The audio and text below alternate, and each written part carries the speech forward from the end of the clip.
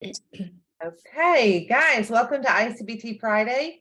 The mission and purpose of this group is to expand awareness and educate clinicians and the general public about inference-based CBT, and it is a standalone approach to treating OCD, an alternative approach to some of the other approaches out there, particularly evidence-based approaches like exposure and response prevention. This group has 3 facilitators: myself, Mary Hosbrough, I'm Margaret McCall, Mary Hosbrough, and Sylvie Levine. And the purpose of our role in this group is to really plan and facilitate these meetings. We are at the end of our current session of panel discussions about the modules. And if you think about the medical community, surgeons are taught or told, watch one, do one, and teach one. So you guys, if you've been following us in this series, you've been watching how other providers provide I-CBT, and you likely have started to provide I-CBT yourself. And if you're feeling comfortable, this is an invitation for you to jump in and start teaching as well. Because I find whenever someone reaches out to me with a question, or I do my own research to do a presentation, that's the ultimate form of learning. So if you really want to learn this approach, we invite, and you really feel like you have a pretty good understanding of the approach, we invite you to reach out to any of the moderators or facilitators with ideas you might have for sharing your knowledge with the I-CBT community and the general community at large, which includes clients who are trying to learn how to treat their own OCD.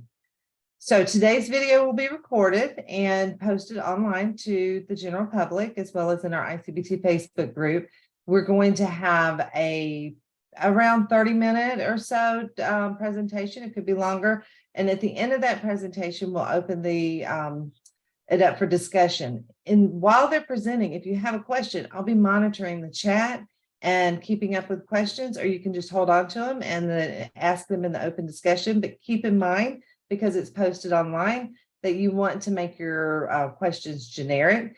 If at the end we have time, we can stop the recording for about 10 minutes. And if you have a specific case you don't want to be recorded, we can open up discussion at that time for that. And you can let me know if you would like that, so we'll know that somebody is interested.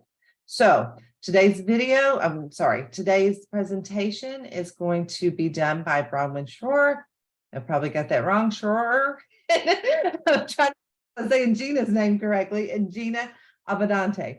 And they are presenting Module 12, which is knowing and doing, moving on and preventing relapse.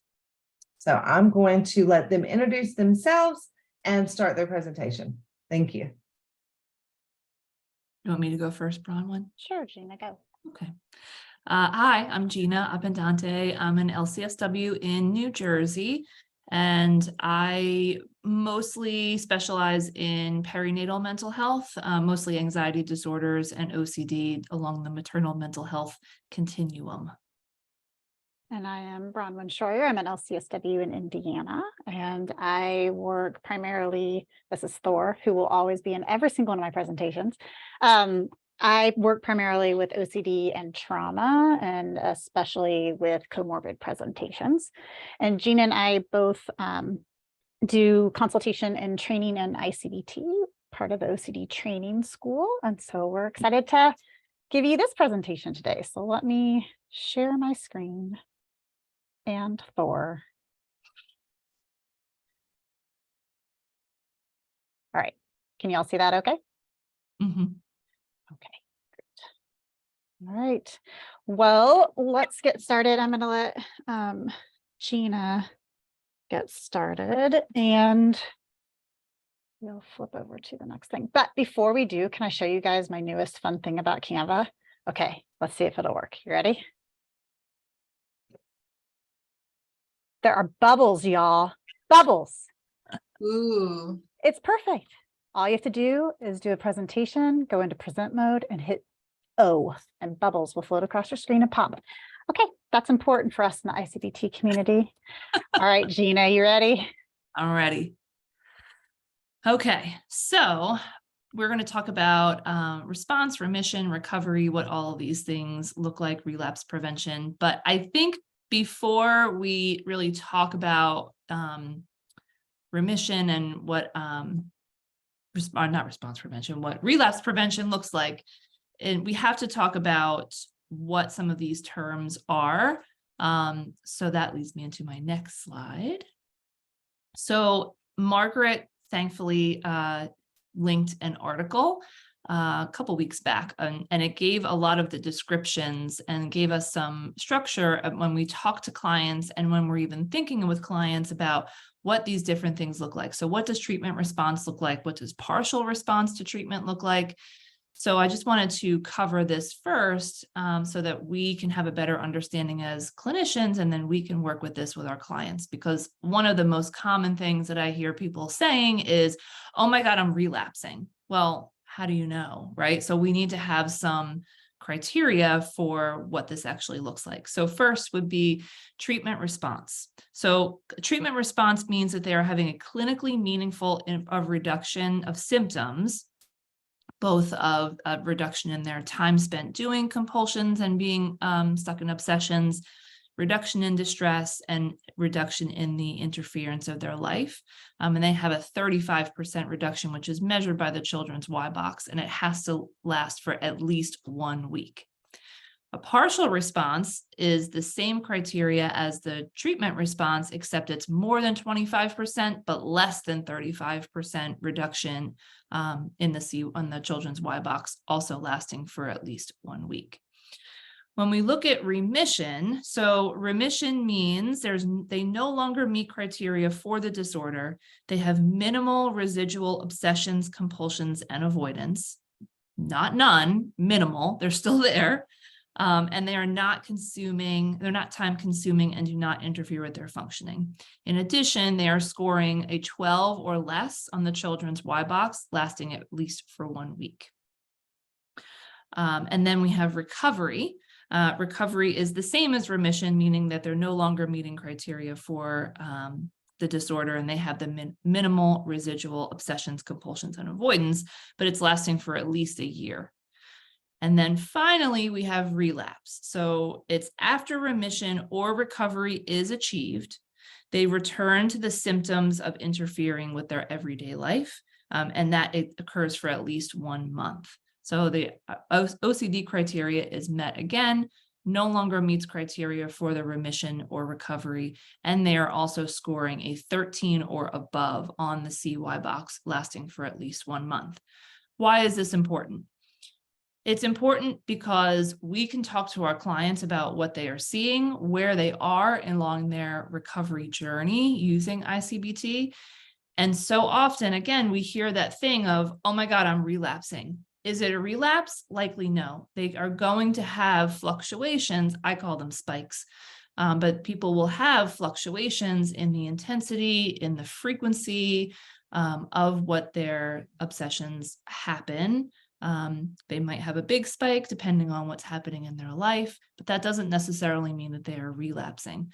And just that thought alone of, oh my God, I'm relapsing, that's a doubt, and it's going to pull them back into the bubble. So we want to be able to identify these things when we're working with our clients and working towards their relapse prevention. Next slide, please.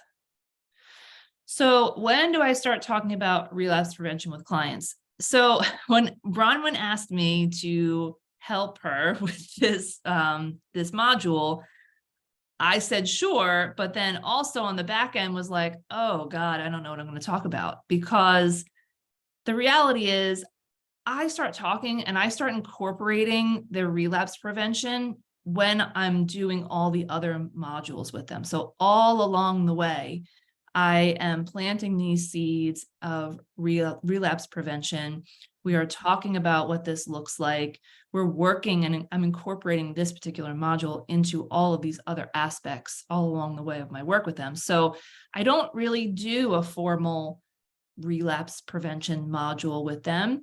I may, if someone has a built-in life circumstance that is coming up, maybe a big stressor or something is happening in their life, we might beef up some of their relapse prevention skills, or we might strategize for what that's going to look like.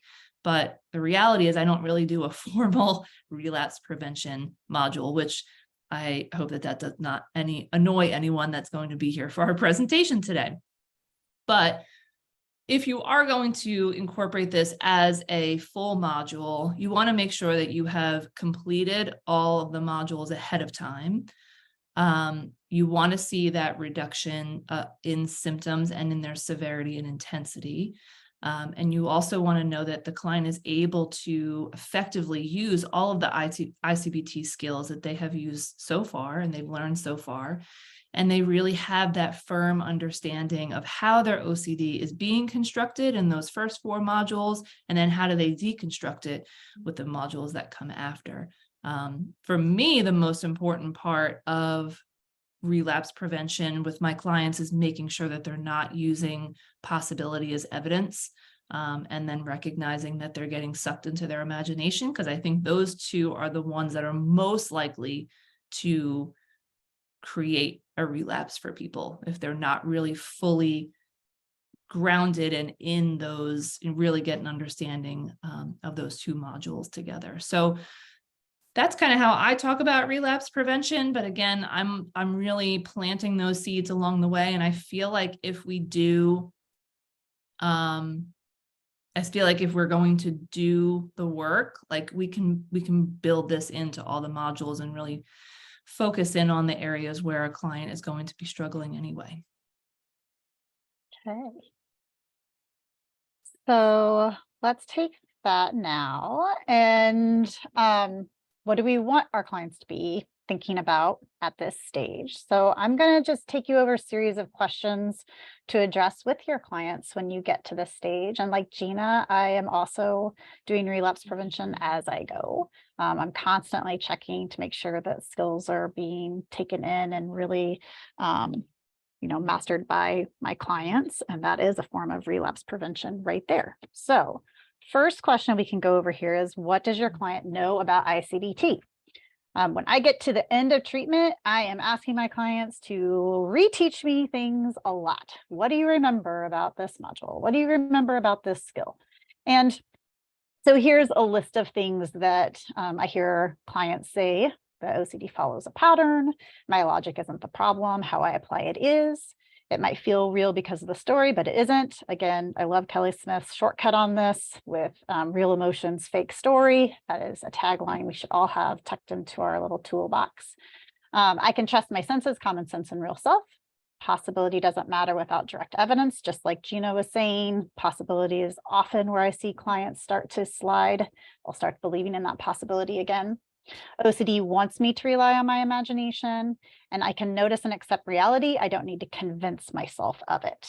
That is really the key part we want people to get to there, so that the skills we're teaching them aren't becoming compulsive. It's really about not trying to talk ourselves into reality. It's about noticing what's there and accepting reality, just like they do in non-OCD situations. The other things that we can help them realize in this and make sure that their skills are up is that, just like paper, rock, scissors, Fred says this in the manual, that reality always beats imagination. And we've helped our clients realize that they can do things after they know. And that's how I-CBT builds over time, is teaching that construction, deconstruction process. So when clients know how they're getting tricked and why they have the certain doubts that they have, then they can do something about it. I-CBT is very poised to give agency back to clients. And so as our clients are really taking this information in, if they are getting the doing follows knowing, at the end, relapse prevention is going to be that much easier. So another question we can make sure we're checking in with our clients about during this phase is, do they understand the need to continue their I-CBT skills? Gina and I both have lived experience, and I can tell you that I still practice my I-CBT skills with my OCD. Whenever and we'll talk about this towards the end, whenever I am in a situation that may put me more at risk for relapse to happen, I am making sure that I'm practicing I-CBT skills. So things that we need to talk about with them is, you're going to have to continue to practice this. You can't just say, oh, I'm tired, I'm not going to do it. We have to have them still be checking in with those skills, not forgetting what they've learned. They have to keep practicing. Another question we need to go over with them, and this is one that I definitely hit at the end for sure. What might trigger your clients going forward? And Gina, feel free to add anything in here that stands out to you. But these are some things that I often hear clients say, and my own lived experience is true to this too. Life changes, just events that are happening, weddings, divorces, vacations, holidays, kids going off to college, kids starting kindergarten. All of those things can add up to times where OCD will be more apt to try to hijack the client's reasoning process again.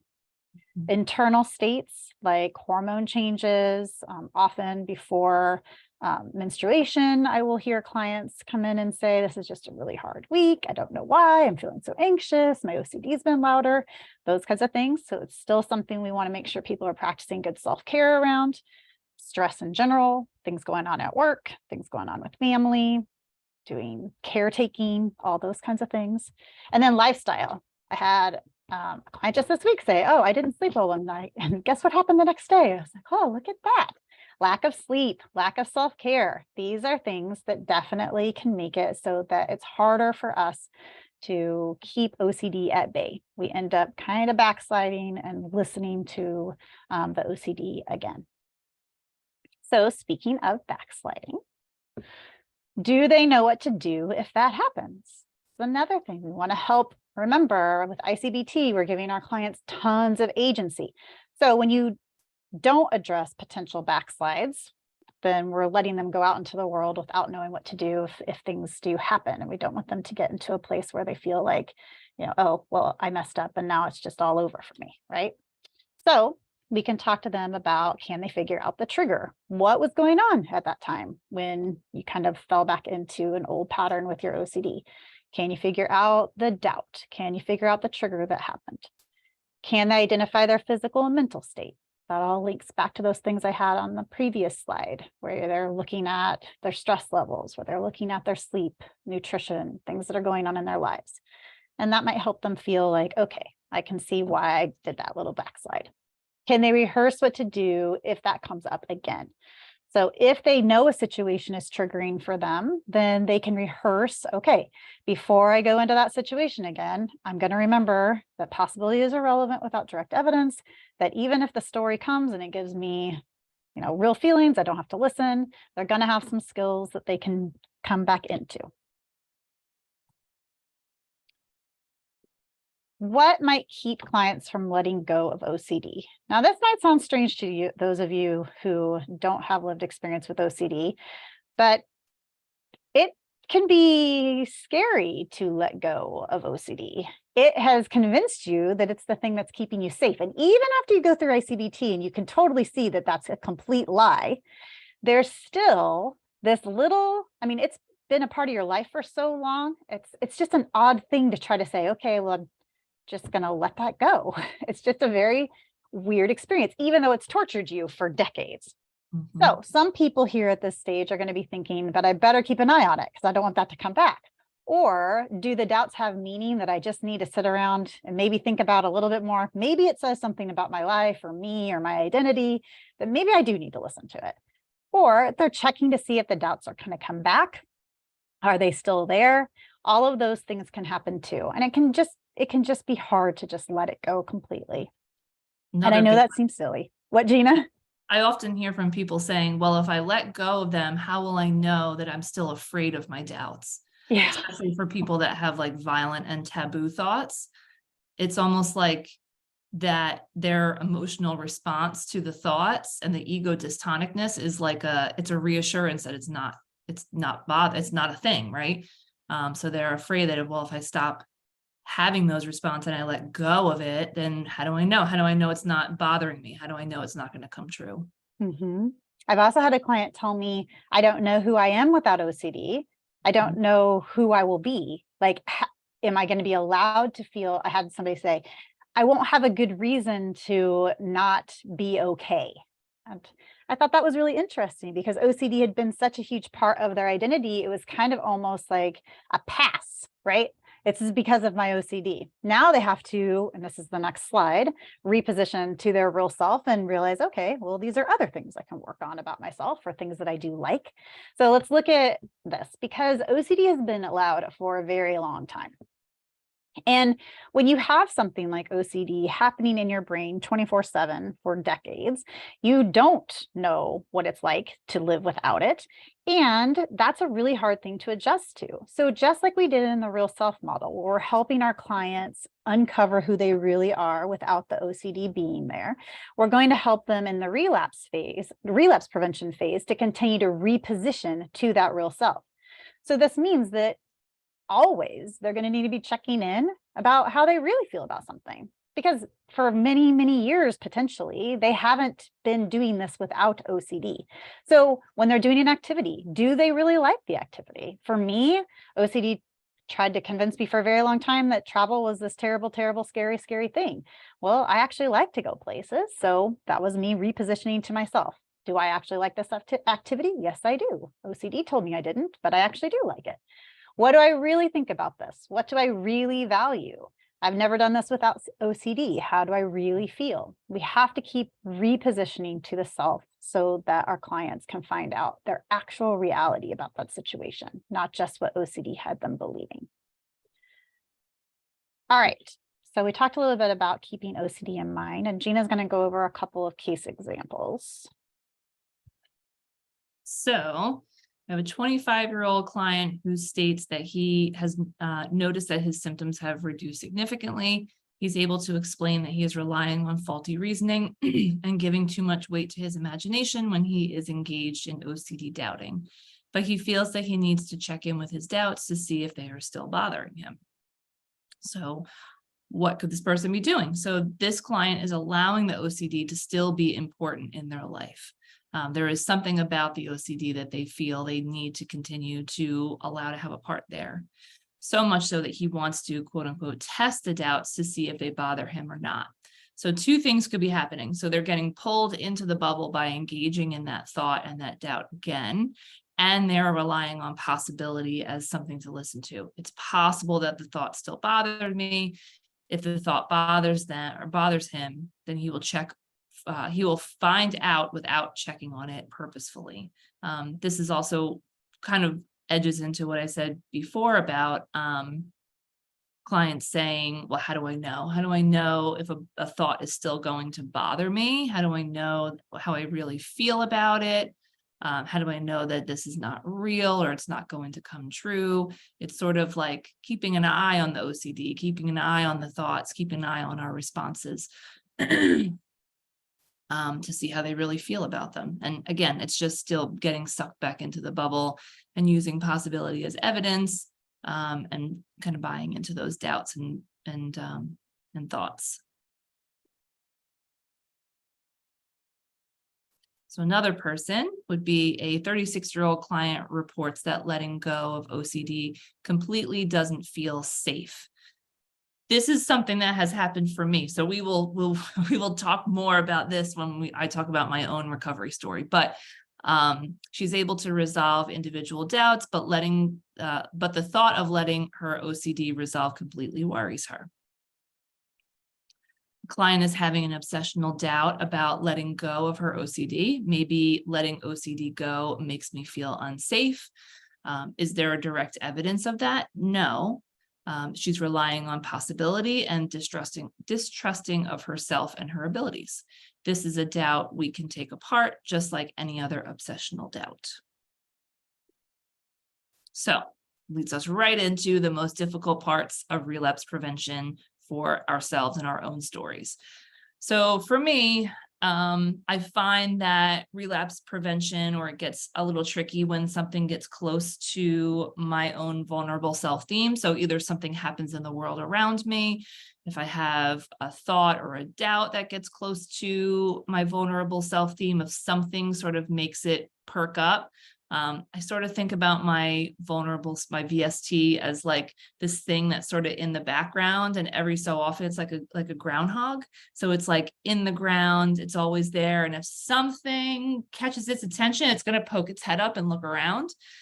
So I kind of think about it that way. So if something is going to get its attention, then my OCD might get loud again. Big things that are hard for me: traveling, exhaustion. When I'm sick, that often I have mental health and suicide obsession. So if I'm sick and I get tired or fatigued, my VST is going to get loud and be like, oh my God, does this mean we're depressed? There's something wrong. Big changes in my routine almost every single year. The two big ones are when my kids go back to school and when they are done with school at the end of the year, because that's really big changes in my routine. So almost without fail every year that happens. Traveling, I'll touch on that in a second. So, but by far, out of all of these things that I have mentioned, the biggest trigger, the biggest, the hard place for me in my own recovery is the overlap of my pre-existing panic disorder, which triggered my OCD, and OCD itself. The two can trigger each other. It becomes a hellfire of anxiety, of different kinds of anxiety when the two of them trigger it. Traveling is a big trigger for panic disorder. And because I was traveling when I had my last relapse, which then triggered OCD, for me, there is almost like a trauma response of when I'm traveling, then my VST gets really loud and thinks, oh my God, this horrible thing is going to happen. What if I get really sick again? And it just kind of brings it all back in. So for me, that is bar none, the most difficult part of my own recovery, is managing the overlap between those two disorders. And I would say I have them pretty well under control, but that doesn't mean that I am without struggle at times. But definitely that is the hardest thing. And I think that's true for everyone, because most people that have OCD, they are not living in a vacuum with just OCD. They have something else going on. They have something that is likely going to be comorbid with it. So understanding how those two things can overlap and can complicate recovery and can complicate somebody's relapse prevention plan is, going to be paramount for us to be able to help strategize for things that are going to be coming up for them. Right. And then for me, times of increased stress for sure are things that impact me. I think some of the biggest things in my life are just things going on with family members who I love, or things going on with work. If my stress level just increases a ton, it's much more likely that a trigger that I used to have will start to pull me again. The doubting process will attempt to start. And so I have to be really aware of that during that time. Something bad happening in the world. So as you can probably gather, there's so many things going on in the news all the time, and algorithms love to show us things that we have already looked up. So if you are somebody who has OCD and attempts to stay on top of everything that's going on in the world because your vulnerable self theme is negligence, and if you don't know that something bad is happening, then you're negligent. So for a long time, anything that was going on in the news would get me and pull me in before I did I-CBT. With I-CBT now, thankfully, I'm able to stay out of those bubbles for the most part. But I also know that when I have increased stress in my life, I am not going to let myself watch the news, because that can send me over. And then my OCD will attempt to hijack my system again. So I have to stay away from that sometimes when I know my stress level is high in general. And then just like Gina, if something triggers my vulnerable self thing. So let's say I make a big mistake of some sort, because my vulnerable self theme is negligence. Making mistakes can pull at that for me, or if I think I've made a mistake. I also have a PTSD diagnosis and background, and although that has been resolved, there are still some things in my life that are somewhat triggering to me on the PTSD side. I do notice that sometimes my OCD will heighten again during those anniversary dates or things like that. that come up. So that's something that I try to practice a lot of self-care around and make sure that I'm on top of those things too, because I don't want my OCD to be able to loop into those things. So, but for the most part now, when OCD comes my way, if it ever does, if I have a trigger at all, the great thing with I-CBT is now to be able to say, oh, look, that's OCD, and I can shut it down immediately. I am definitely in recovery. So it's been a whole year since I've had a big thing, thanks to I-CBT. And when I do hear anything that starts to chatter at me a little bit, it's so easy for me to just dismiss it for the most part and just be like, nope, I'm not doing that anymore. But I do identify with clients who are afraid of letting their OCD go. Like that is something, it is somewhat of an abusive relationship where you don't want to let your abuser like leave. It's a very odd, like, it's just an odd, I don't know, Gina, if you can identify with that piece, but it's a very odd relationship between you and your OCD. And letting it go completely does feel like you're letting go of the enemy a little bit and you're not keeping an eye on it. And thankfully, I can see that as an obsessional doubt and I can deal with that. But it is an interesting experience to let it go, especially when it's been a part of your identity for so long. Yeah, for me, it was, I felt like if I was holding on to it and keeping an eye on it, then I was managing it. And if I did let go of it, then it could like blindside me again. So I felt like it was like the devil I knew. So if I knew if I let it stick around, I could watch it and I could, watch for spikes and I would be better prepared. So if I let go of it, that meant that it had the opportunity to hurt me again. And it was hard. It took a really hard time. And to be honest, sometimes on certain days, I still have that sort of inclination to want to hang on to it. But again, I just see that as another doubt and I use my skills and don't engage as much as I can. You guys are going to get a real-time therapy realization that I just had. So I've kept I realized why that was so hard for me to let that go. Because if I let OCD go, what did I say my VST is? Negligence, right? So if I let OCD go, it's playing into my vulnerable self. Do you see how it's so circular and so layered? OCD is just layers and layers and layers of obsessional doubt that just play off each other. It definitely is self-reinforcing. It keeps itself going. So that was a whole realization for me right there. So you just got to see I-CBT doing its work. All right. Last slide. There's a big, huge bubble and it is popped. And I love it because I-CBT can do that. Resolving doubts is just a magical thing, so full of agency for so many people. And as always, I'm just very glad you all are learning. Okay, we can stop sharing this and I can find where there we go.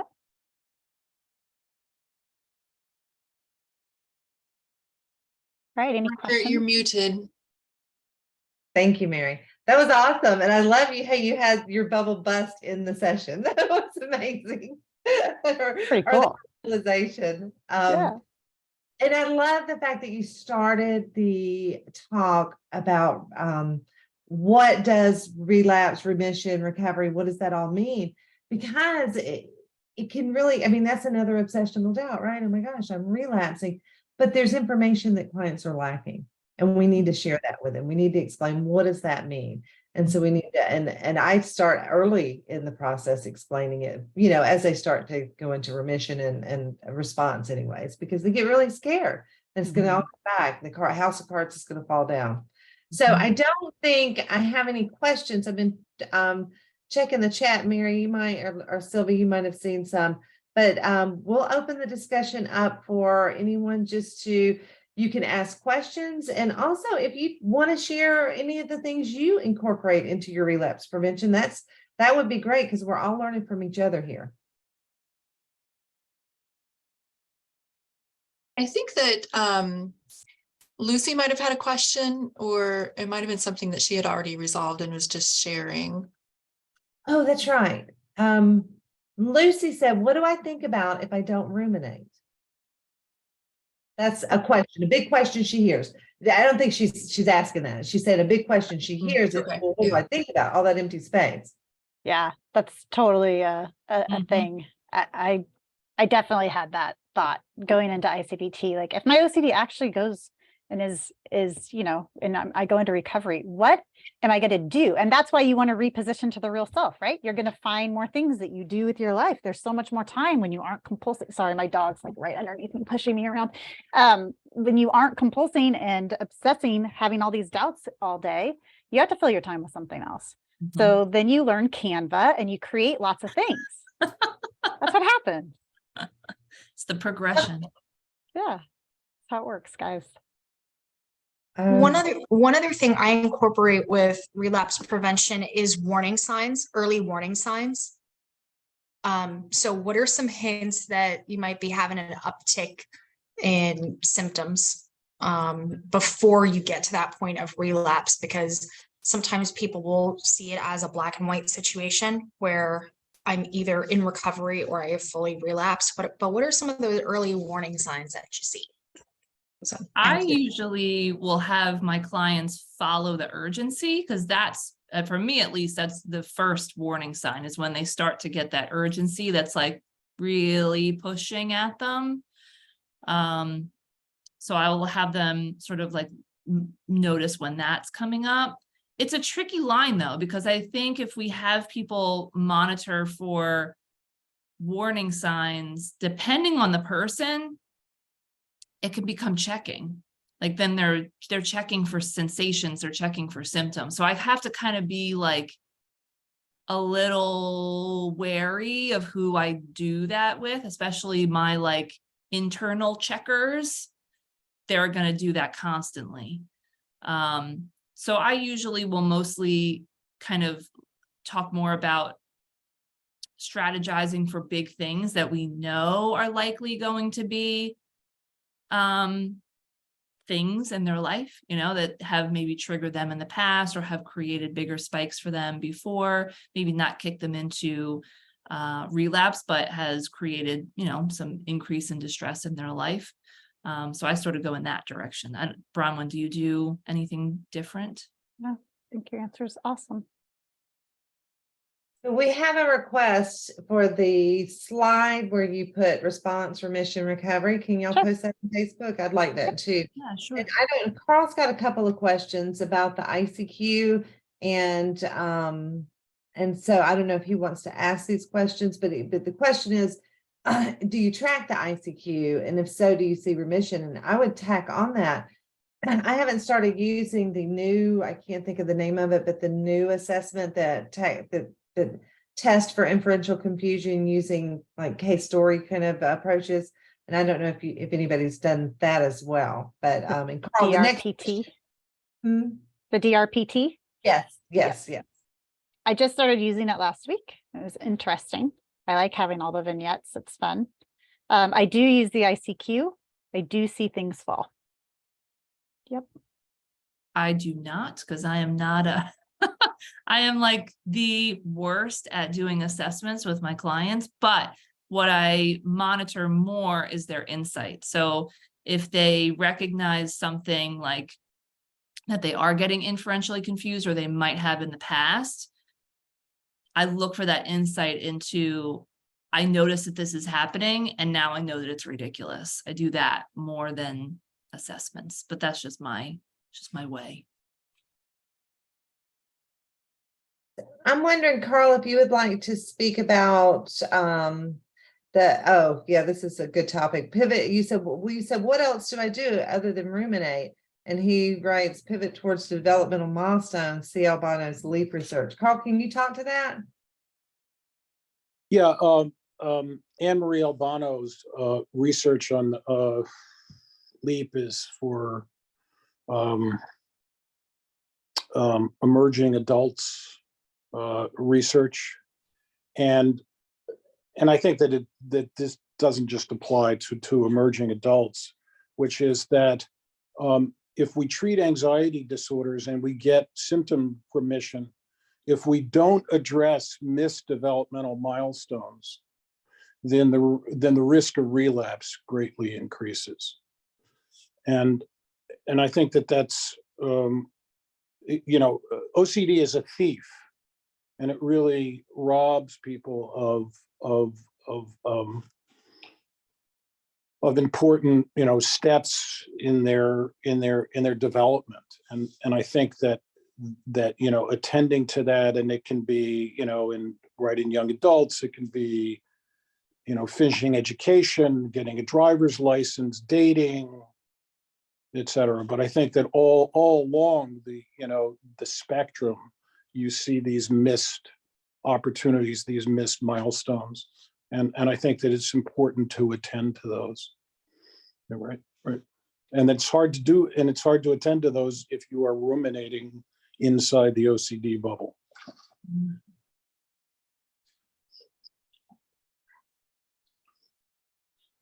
I love that, Carl. I had a client who went through several years of her developmental milestones with OCD, and I've talked about it before, and I think online, and then her OCD was resolved. There was no more inferential confusion, but she didn't know what to do at a dance or how to react to people. And so I brought her back in. We were doing monthly sessions, and I brought her back in to twice monthly so that we could just work on those social skills and those things that, of course, could have sent her back into the OCD world. And she stayed out. She did beautifully, and she continues to do very, very well. That's so important.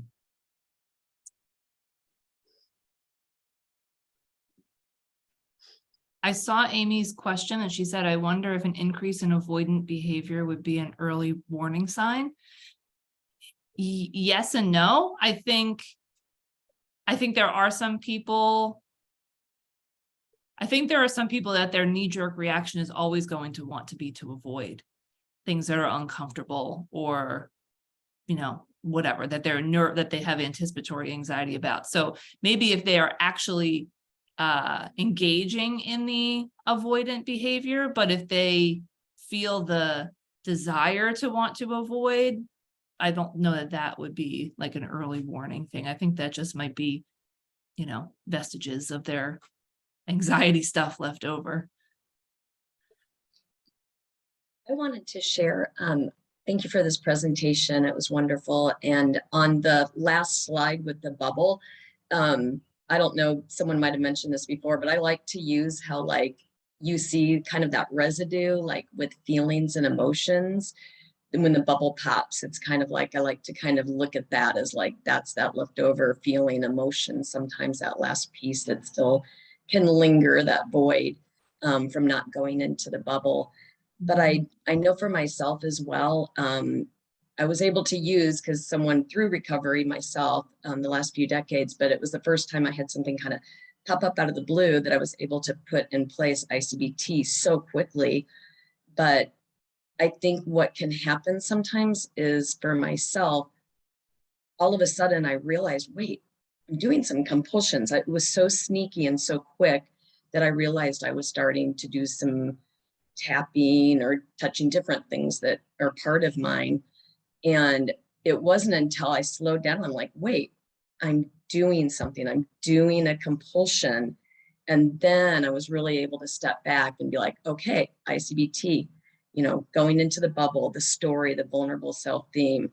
And it was so great to have that and be able to recognize I don't need to do this, tapping these compulsions. But I think that awareness, because it can be so tricky and subtle, and all of a sudden you're doing stuff, to really step back. Shauna, can I ask you a follow-up question? Is that okay? Sure.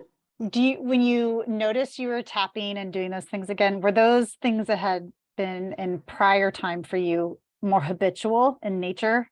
Absolutely. Yes. I mean, it was such a part of my just everything, whether it's, just so many. So that's a really good point. It was something that was part of my life for, 15 years. And so all of a sudden, when I had something that it was a real event many years back, but several years back, but it was like, wait, I'm doing these things again, and then was able to really step back. And I loved, for the first time, to be able to put I-CBT in place and quickly realize I don't need to do these things anymore. And I can get back to just breaking free and living my life.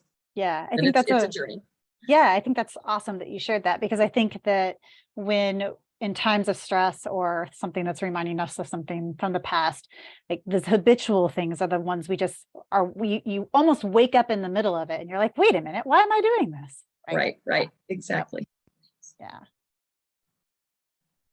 Mary, Mary? yeah, go ahead. Okay, Mary's question, average length of treatment duration or number of sessions with I-CBT. I don't know if we have solid, Fred would have to speak to that. I don't know if the research has like a length of treatment duration. I have clients who have like flown through I-CBT, 10 sessions. My quickest was 10 sessions done, complete, like just done. Was her brain just went right to it. And then I have other clients who have been with me for the whole year that I've been doing I-CBT. So it just depends on the client, I think, for me.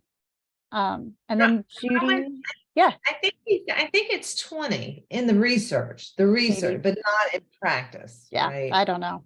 Yeah. And then Judy's question, why do we wait so long in I-CBT to address the real self? This is a great question. And depending on client, I don't wait that long. Like, it just depends on the client. If a client's ready to embrace their real self, and no matter what the client, I'm laying little seeds on the real self the whole time throughout treatment as well. And I think Gina is probably doing the same thing. But if you do it directly after the vulnerable self theme and they don't have buy-in to their real self yet, you're just not going to get the in-depth loveliness to it. So I wait until I feel that they have noticed that their vulnerable self theme isn't, the gospel, and they're willing to take in information about their real self and actually embrace that. Gina, do you want to add anything there? No, I mean, I guess I do with clients, I the real self and the VST generally together. But I don't lean really heavy on the real self with the VST because I think they can use it compulsively still. I really want to wait until they get an understanding of how their OCD is being constructed and then how to deconstruct it with the, imagination and possibility before we start really leaning heavily on the real self, because I'm nervous that they can use it as like a compulsive measure in the beginning. But when I introduce the VST, I introduce it with the real self just to kind of lay that groundwork early on. Yep. I see Bruce's question about, do you ever do ERP with part of treatment? I'm guessing is what the question is. That's a complicated question to answer. So I believe— I'll take that one. Go Gina. ahead. Go, Carl. Okay.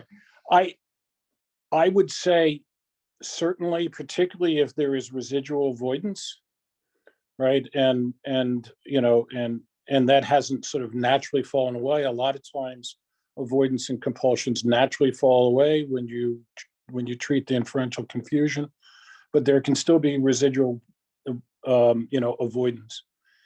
And but I will say this, I-CBT informed ERP looks a lot different than what we normally think of as being ERP, which is that the goal is fundamentally is to face your triggers and stay out of the bubble, is to stay in reality. The goal in IIERP, or that's my own made up acronym, right?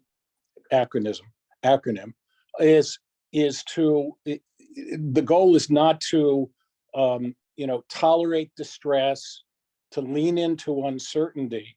It's to actually be able to face shit you've been avoiding and stay in reality. And in fact, if you are feeling anxious when you are facing a trigger, that is an indication that you are inferentially confused. And we address that in the context of the exposure, right? So it looks very, very different than what we think of using a phobic or behavioral model with so-called exposure. All right, and let me know if that makes sense or you want me to follow up on that.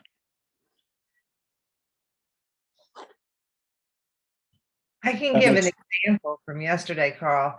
I have a client who she doesn't have a driving phobia. She has OCD with a VST of negligence, and she's been really stuck. I presented her at consultation last week. She's been really, really stuck, not avoiding. And so yesterday I met at her house and we went driving for an hour, and she said, this is the least anxious I've been ever driving. Now, she hasn't driven since we started I-CBT. Mhm. She had that anxiety sensitivity. She was worried that the last time she drove, she had a panic attack, and she was worried that was going to happen. It was a beautiful drive for an hour. She did great. And, now, of course, she's going to be driving every day. I did talk to her about how avoidance drives anxiety. So is that exposure? My goal was not to raise her anxiety. I knew she was going to be fine. Yeah, I felt pretty sure based on everything else she would be, and she was. Here's a cute example that I like, which is that, suppose you have somebody who has a fear of bridges, and that part of their fear of bridges is that they're going to, suddenly lose control and jump off the bridge or drive off of the bridge. All right. So the goal of that exposure of driving across the bridge is to drive across the bridge without crossing the bridge figuratively into the OCD bubble. Can you cross the bridge without crossing the bridge?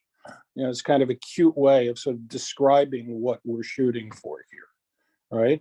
Right, and it's not, can you cross the bridge and, and sort of, deal with whether, well, maybe I'll jump off, maybe I won't, or feel the anxiety or whatever it is. Now, there may be residual classical conditioning that the fact is that the trigger has become classically conditioned, so you get without the mediation of inferential confusion, and it is in fact a phobia.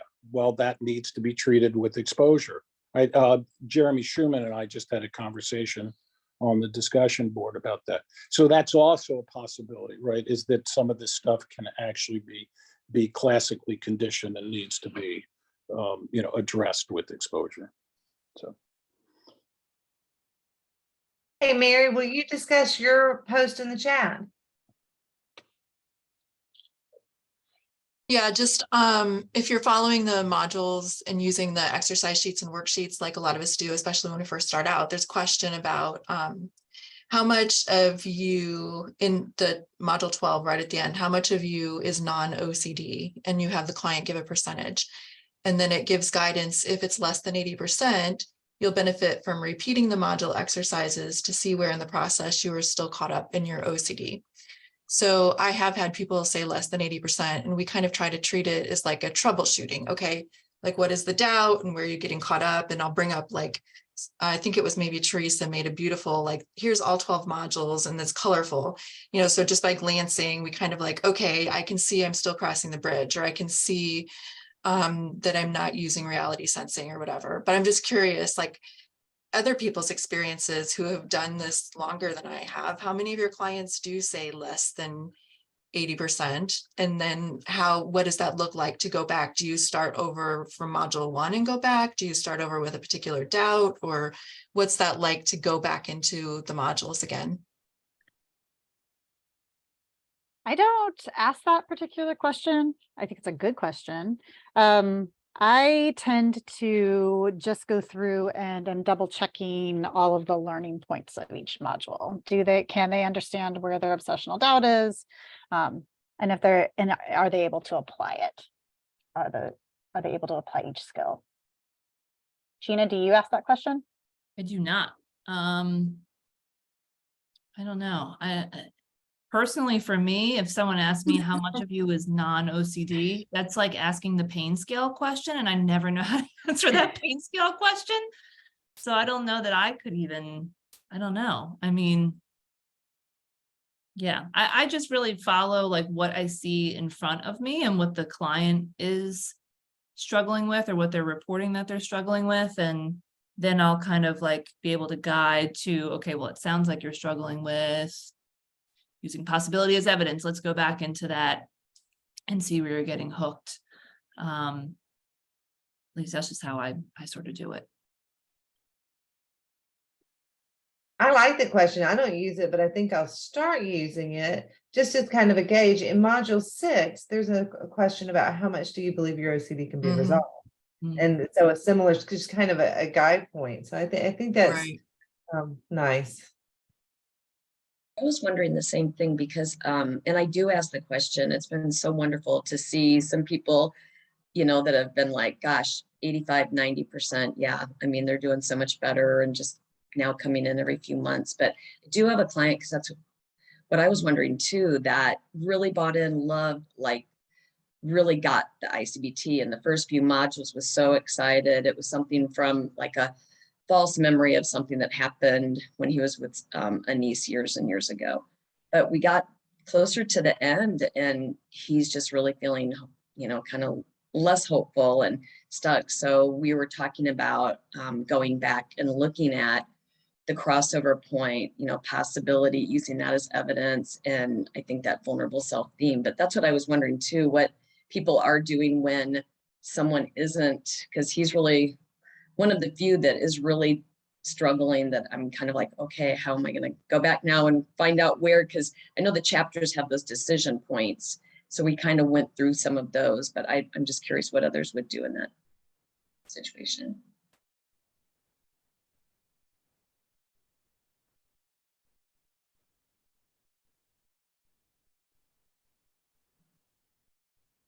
Hey, Shauna, so Stacy posted in the chat that would be a great question in the Facebook group and get a broader poll that way. So Mary, maybe that's something you can do, and we can hear from the larger community as well of how they address that.